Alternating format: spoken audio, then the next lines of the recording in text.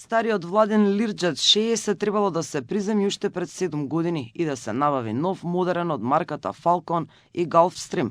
Речиси пред една деценија, вака проценил поранешниот директор на Агенцијата за цивилно воздухопловство и пратеник од СДСМ Томислав Тунтев. Во време кога не му се мереле летовите на Зоран Заев со владиниот Лирџет, тогаш не било проблематично да се разговара како да се потрошат 20 милиони евра од државната каса, па ако треба да се земе и на лизинг. Тунтев во интервју за Независен во 2019 тврди дека поради безбедносни причини потребна е итна набавка на нов владин авион, не со 7, туку со 15 седечки места. Еднаш премиерот ми прати порака дека се расипал генераторот. Јас му одговорив: не се кирај се премиере, има уште еден, но ако се чести откажувањата на генераторот независно од редовните прегледи, тогаш треба да се запрашаме зошто е тоа така. Тоа се генератори со технологија од раните 80-ти, а сега сме длабоко навлезени во 21-виот век. Такви генератори не постојат, сега се алтернатори и немате ни резервен дел, не се произведуваат.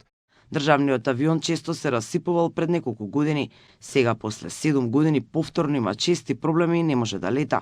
Шефицата на државата Гордана Слјановска-Давкова на 4 декември во 2024 не отиде за Париз, каде што светските лидери се собраа на отварање на реномираната Норддам, зашто ден предходно авионот се расипа. Со него патувал председателот на собранието Африм Гаши во Стокхолм, Шведска. За време на подготовката на авионот за лет кон Скопје и редовните активности и проверки на аеродромот во Стокхолм, утврдена е неисправност на едниот од двата инструменти кои покажуваат температура на издувните гасови од моторите. Токму затоа, Гаши се снаоѓал да се врати со комерцијален лет.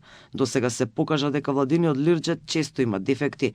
Произведен во 2004 во Вичита, Канзас, во фабриката на Bombardier Aerospace, купен е во време на владата на Владимир Бучковски. Инаку, за него веќе не се произведуваат делови, односно за поправки се користат репарирани делови.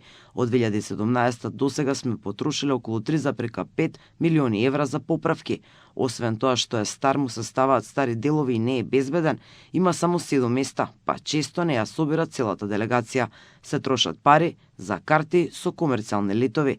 Тунтев препорачал овој Лирџет да се продаде или пренамени, зашто според него најскап авион е авион на земја.